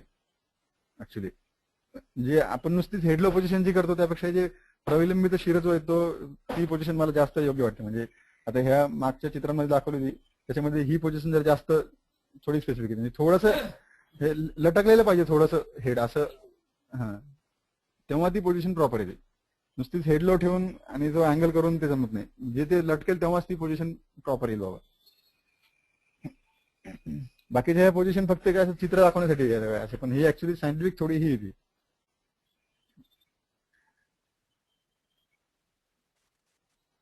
म्हणजे आणि असं दिसलं आम्हाला की बाबा ह्या पोझिशन मध्ये थोडे जरी बदल झाले ना तर कफाच्या प्रमाणामध्ये लगेच फरक पडतो. म्हणजे सुरुवातीला असं काही गोष्टींकडे लक्ष दिलं नाही, पण नंतर जसं जसं आम्ही प्रोसेस करत गेलो, अरे आता थोडा कमी होता कफ, आता एकदम जास्त कसं काय आला. म्हणजे पहिल्या डोसला कफ आम्ही दिला तो जास्त यायला पाहिजे, पण तो दुसऱ्या डोसला जास्त आला. तर बाबा काय बदल झाले, मग ते पोझिशन थोडे जरी बदल झाले यामध्ये तर ह्या कफ शोधनामध्ये खूप फरक पडतो. तुमचं जे औषध प्रॉपर साईटला पोहोचणं हे फक्त तुमच्या पोझिशनवर डिपेंड आहे. ते रूफला फेसिंग असणं आणि समजा आपला जर समजा हा पलंग आहे त्याच्यात प्रविलंबित ते करायचं असेल म्हणजे तो खाली आला पाहिजे, पण आपलं ते याच्यावर तसंच राहतो, तो हेड तसंच राहतं. आपण इकडं थोडं उंच करतो आणि असं करून त्याला प्रविलंबित करतो, पण त्याच्यापेक्षा अशी जर आली पोझिशन तर अजून चांगलं आहे. नंतर आहे की बाबा हे गरम पाण्यामध्ये ते गरम करून घ्यायचं. मग आपण स्टीमवरही गरम करू शकतो डायरेक्ट. नंतर इतकंच गरम ठेवायचं आहे. दुसरं असं असतं की टेम्परेचर किती ठेवायचं, फक्त एवढंच म्हणजे काटा मोडणं असं जे आपण म्हणतो त्याला, किंवा मग बॉडी टेम्परेचर झालं पाहिजे, बस एवढंच ठेवायचं. म्हणजे बाकी त्यालाही असं म्हणतं की चांगलंच करायचं, एवढं थर्मामीटर एवढं ठरवायचं, तसं काही नाही. ते काळानुसार ते वेगवेगळे टेम्परेचर येईल त्याचं. नंतर ह्याला असं आहे की ते एवढं तुम्ही डोस येतो सिरीजने घ्यायचा, आपली 2 cc ची सिरिंज आहे ती घ्यायची. आता मी जेव्हा ते पहिल्यांदा बिंदू मोजला होता तेव्हा किती आले बाबा, हे पटकन मोजायला तिथं 10 घेतले मी, ते 10 वेळेस करून. आता हे सगळं किती जमा झालं ते बघण्यासाठी मग पटकन पॅथॉलॉजी लॅबमध्ये गेलो होतो. तिथून ते सिरिंज आणली आणि ते मोजलं होतं. मग ते 0.5 ml तसं आलं होतं. ती सिरिंज आम्ही पूर्ण आतापर्यंत वापरली होती ती. आणि दुसरं एक त्याला ग्रो करणं पाहिजे आपल्याला. एवढं जर 3-4 ml असं जर इन्स्टिल करायचं आहे तर ते ग्रो करणं पाहिजे. याला ड्रॉपरचा आणि नसचा काही संबंध नाहीये. हे सगळ्यात म्हणजे जिकडं तिकडं ते सगळ्या पुस्तकांमध्ये जिकडं तिकडं रिक्वायरमेंट इक्विपमेंट त्याच्यामध्ये ड्रॉपर वगैरे सगळं असतं. ड्रॉपरचा त्याचा काही संबंध नाही नसतं. ते ड्रॉपर म्हणजे नाकामध्ये औषध टाकण्यासाठी वापरायचं आहे आणि गोकर्ण नाही ते नस्य करण्यासाठी वापरायचं आहे. नंतर याचं जे इन्स्टिलेशन हा म्हणजे याचं सुश्रुत खूप छान वर्णन दिलं किंवा अद्रुत आणि अवयवच्छिन्न धार असं पाहिजे. जास्त जोरात नाही टाकायचं, पण धारही एक धार आली पाहिजे. एक धार यायचं म्हणजे कमीत कमी 2 ml मेडिसिन लागतं असं. ड्रॉपचा तर काही संबंध येत नाही. अवयवच्छिन्न धार म्हणजे आला की तुमचा ड्रॉपचा काही संबंध येत नाही. आता ही जुनी गोष्ट झाली, ड्रॉप हे असं त्याच्या पुढे काहीतरी आलंय आता असं. नंतर सुरुवातीला हे होतं खूप, म्हणजे आता तसं काही राहिलं नाही तिथं. म्हणजे ट्रेंड झालाय आता, म्हणजे कोट्टाकल मध्ये नसत्याची वेगळी प्रॅक्टिस आहे बाबा असं म्हणजे फेमस आहे. आणि क्वांटिटी एवढी पाहिजे की त्याचा फ्री फ्लो झाला पाहिजे मेडिसिनचा. म्हणजे याच्यात असं फ्री फ्लो असं याच्यामुळे लिहिलं की डीएनएस असतात बऱ्याच लोकांना, त्या डीएनएस मध्ये आपल्या रेग्युलर क्वांटिटी चालत नाही. म्हणजे 3 ml पर्यंत जरी गेलं तरी त्या नासाकले नावाचा जो प्रकार आहे तो त्या डीएनएस मध्ये लगेच दिसतो, लगेच कंजेशन वगैरे सुरू होतं, मग तुमचं सगळं नसते पुढे डिस्टर्ब होतं. त्याला थोडा व्याधीक्षम तर होईल, त्याची त्यात काही वाद नाही, पण जे सम्ययोग बाकीचे आहेत म्हणजे इंद्रिय लाघव वगैरे सुख स्वप्न प्रबोध ते आपल्याला मिळणार नाही जर तुमचे डोस प्रॉपर नाही गेले तर. जर त्याला डीएनएसचे वगैरे प्रॉब्लेम असतील तर तेव्हा तो काळजीपूर्वक डोस वापरायचा. आणि डीएनएस मध्ये नस्य करणं खूपच अवघड आहे. म्हणजे ते तुम्ही स्वेदन केलं तर मध्येच तो कधी ब्लॉक होईल, मध्येच तो उघडून जाईल, असे सगळे प्रकार होत राहतात. पण तरी जेवढा जमेल तेवढा कफ काढायचा, तो ब्लॉक राहतोच. म्हणजे एखाद्या वेळी पूर्ण एक साईड जी नाकाची ती पूर्ण बंद राहते, पण ती काही वेळाने ते उघडून जाईल. त्या पेशंटनुसार त्या डीएनएस नुसार तो प्रॉब्लेम आपण एक्सपेक्ट करायचा. हा हा.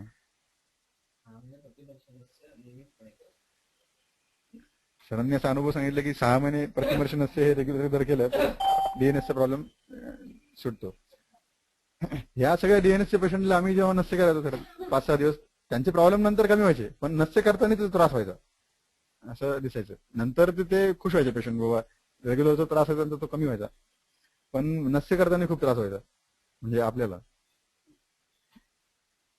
नंतर हे दुसरं असं होतं की नस्याचं धारण काल किती आहे. आपण म्हणतो ते 100 मात्रा आहे ऍक्च्युली, पण ते असं दिलंय की बाबा दुसरा एक रेफरन्स असा शाळांतरामध्ये असं सापडला की पंचसप्तदशे शिवर मात्रा नस्यस्य धारणे. आणि त्याच्यानंतरही पुढचा असा रेफरन्स मध्ये आला त्यांच्या की 100 मात्रा नंतर झोपायचे. म्हणजे पूर्ण प्रोसिजर झाल्यानंतर ते 100 मात्रा आहे पडून राहायचं. आणि हे जर तुम्ही इन्स्टॉलेशन करून नस्य द्रव्याची धारण मात्रा ही फक्त एवढीच आहे, 10-12 मात्रा एवढीच करून 100 मात्रा त्याला ते 3-4 ml ते ठेवलं की ते पिऊन टाकणार. एवढा वेळ ते श्वास धरून ते ठेवता येणं शक्य नाही. आणि पोझिशन तुमची व्यवस्थित पाहिजे. जर तुमची पोझिशन चुकली तर कफाचं शोधन होणार नाही, ती वेगळी गोष्ट. दुसरी गोष्ट असंही की जसं ते नाकातून गेलं तसंच ते बाहेर येईल नाकातून. ते प्रॉपर पोझिशन मध्ये नसल्यामुळं आणि एवढ्या कमी मात्रेत असल्यामुळे, कमी मात्राच ती पोझिशन द्यायची असल्यामुळं कदाचित 100 मात्रा त्या पोझिशन मध्ये ठेवलं तर ते तसं बाहेर येणार नाही. त्याच्यामुळे ती पोझिशन व्यवस्थित येणं खूप महत्वाचं आहे, तरच तुम्ही ह्या मात्रा फॉलो करू शकता. घशात येतच, लगेच येतं घशात. असं इन्स्टिल केलं की धारच असते ना ती. तर हे आम्ही सुरुवातीला 100 सेकंद झोपायचो. 100 मात्रा म्हणजे जवळपास मिनिटभर करायचो. मग नंतर हे जसं एक रेफरन्स वेगवेगळे इंटरप्रिटेशन व्हायला लागले, मग आम्ही ते कमी करत गेलो प्रमाण. पण ह्याच्यामध्ये असं दिसलं आम्हाला कमी करताना 10-15 सेकंद. म्हणजे तुम्ही पटकन ती मसाज संपली पाहिजे तुमची. हस्तपाद ते जे मसाज झाली पाहिजे नसते पश्चात्कर्मामधली, आणि त्याच्यातच ते झालं पाहिजे. पण ह्याच्यात पोझिशन जर तुमची बरोबर नसली तर असं आहे की ते तसं बाहेर यायचं. 100 मात्र थांबल्यावर कसं ते राहायचं आतमध्ये सेटल व्हायचं, त्यामुळे ते तसं बाहेर येत नव्हतं. पण हे लगेच नाकातून बाहेर येतं, त्याच्यामुळे मग पोझिशन मध्ये खूपच स्ट्रिक्ट राहावं लागलं, तरच हे मात्रा फॉलो करता आल्या.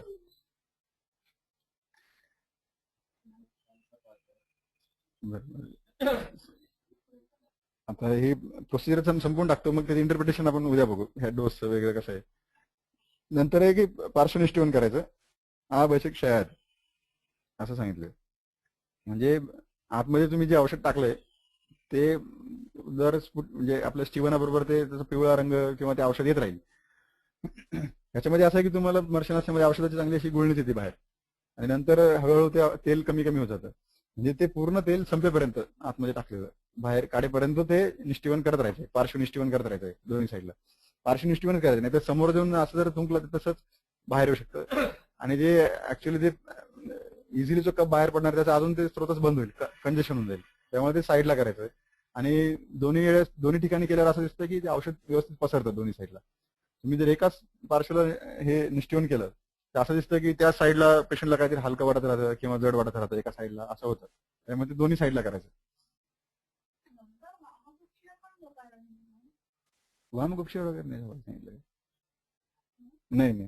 नंतर हे केल्यावर त्याला ते आपण एका नाकामध्ये इन्स्टिल केलं, नंतर हे बंद करून दुसऱ्या नॉस्ट्रिलमध्ये इन्स्टिल करायचं, त्याला ओढायला लावायचं, उच्चिंगन करायला लावायचं, मग ते आतमध्ये पसरतं औषध.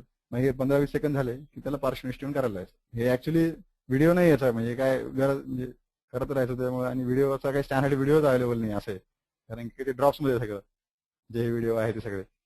मग याचा व्हिडिओ आम्ही काही केला नाही तयार. आणि मग नसल्यानंतर स्वेदन जास्त करायचं.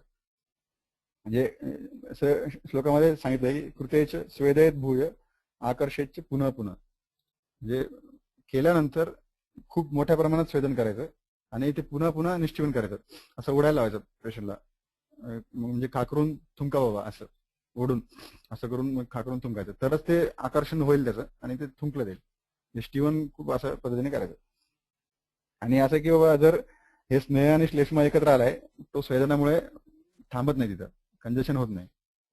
हे स्वेदनाचं खूप महत्व आहे. त्याच्यानंतर म्हणजे बारीक बारीक गोष्टी खूप महत्वाची. पोझिशन तुमची, किती वेळ तुम्ही त्याला झोपणार, कशा पद्धतीने स्वेदन आम्ही किती वेळ देतो, जोपर्यंत कफ येत राहतो तोपर्यंत ते स्वेदन देत राहणार. हा, नाडी स्वेदन, हस्तपाद स्वेदन भुये असं सांगितलेलं आहे. आणि असं आहे की काही काही पेशंटला एक इन्स्टिट्यूशन झाल्यावर अर्धा अर्धा तास स्वेदन करावं लागतं. हे स्वेदन करायचं, मग तो ते कफ जमा होणार, मग ते थुंकणार, परत स्वेदन करायचं, तो कफ जमा होणार, थुंकणार. हा, इथे मोकळेपर्यंत आपल्याला डायरेक्टली कफ दिसतो ना समोर, थुंकताना त्याच्या आपल्याला कळतं की असं हेवी मोठी लाळ कफ जातोय, नंतर ती कमी कमी होत जाते, एवढं आपल्याला स्पष्ट दिसतं. तेवढ्याच त्या प्रमाणात दोष दिसतात आपल्याला जाताना. हे टाकल्यावर नंतर जर पहिलं सेवन केलं की इतक्या मोठ्या प्रमाणात हे पडतं. ऍक्च्युली मी मग ही गोष्ट जी आता ही सांगणार कसं, कन्व्हिन्स कसं करणार, हे ते सम्यक लक्षणं जे पुस्तकामध्ये दिलेत ते दिलेत, पण हे असं असं होतं प्रॅक्टिकली, ह्याचं काही हेच नव्हतं. मग सम्यक लक्षणाच्या असेसमेंटमध्ये मी नेचर ऑफ कफ शोधना म्हणून एक नवीन पॅरामीटर तयार केलं थेसिस मध्ये. मग त्याच्यामध्ये त्याला 4 स्कोर दिले होते. मग असं दिलं होतं की औषधाचं इन्स्टॉलेशन केल्यानंतर स्वेदन न करता कफ स्ट्रीम मध्ये जातो, असा म्हणजे धारेमध्ये जातो, तर त्याला म्हणजे हायस्ट स्कोर केला होता. नंतर औषध इन्स्टॉलेशन केल्यानंतर स्वेदन केल्यानंतर जर कफ स्ट्रीम मध्ये जात असेल, कधी कधी असं होतं की औषध इन्स्टॉल केलं आणि ते बाहेर पडतं, त्याच्यासोबत एवढा कफ येत नाही, पण मग स्वेदन केल्यावर तो स्ट्रीम मध्ये कफ येतो. तर हे दुसरं पॅरामीटर केलं होतं. आणि तिसरं असं केलं होतं की हे 2 पॅरामीटर मी क्लासिकल डोस साठी केले, आणि दुसरे 2 जे स्कोर होते ते रुटीन डोस साठी होते. त्याच्यात असं होतं की औषध इन्स्टॉल केल्यानंतर तो स्कॅटर्ड येतो, असा स्फुटम मध्ये येतो, आणि दुसरा स्वेदन केल्यानंतर स्फुटम मध्ये येतो. तर हे 2 जे लक्षण आहेत ते आपल्याला रुटीन डोस मध्ये दिसतात. पेशंट आपला थुंकत राहतो फक्त, ऍक्च्युली असे धार अशी काही कफाची येत नाही. आणि ही सगळी प्रोसिजर करायला 1-1.5 तास असा लागतो. म्हणजे एक डोस जरी झाला आणि खूप कफ असेल तर 1 तास लागतो, असं आहे. पुढे त्याचे मग प्रोसिजर मध्ये बरेच अजून आहेत गोष्टी. म्हणजे धूमपान वगैरे आहे, उद्याच घेऊ sir.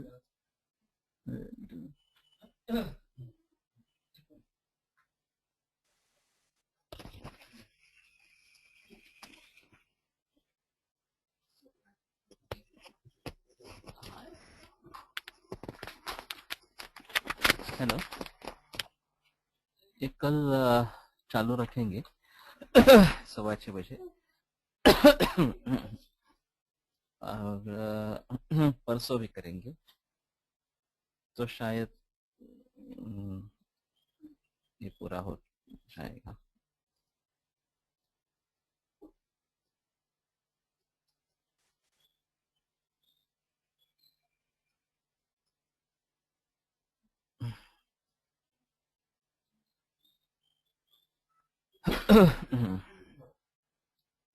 Hello.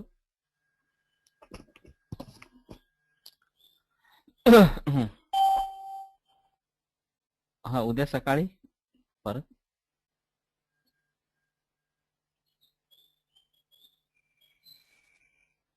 Is everybody clear?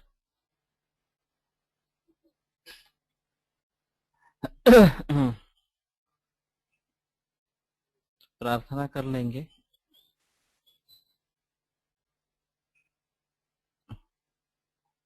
Ayurveda प्रकांडो निगदित इह हि शल्यतंत्र प्रधानः शिष्येभ्यः शाश्वतोऽयं निखिल जन कृपा व्याप्त चित्तेन येन आयुर्वेदस्य वाञ्छन् पुनरपि भुवने ताञ्च सुष्ठु प्रतिष्ठां श्रेष्ठं धन्वन्तरिन्दम् प्रणमति च सदा वैद्यवर्गो हि नूनम् वैद्यवर्गो हि नूनम्. विलोप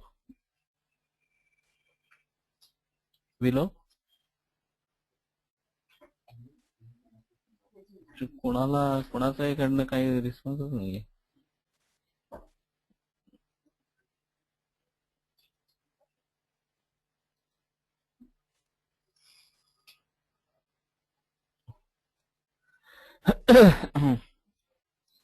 हॅलो,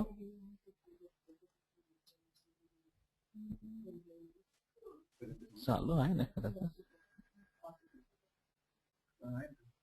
ओके, हाँ ठीक है, फाइन. तो अभी रुकते हैं और कल सुबह 6:15 बजे फिर से मिलते हैं.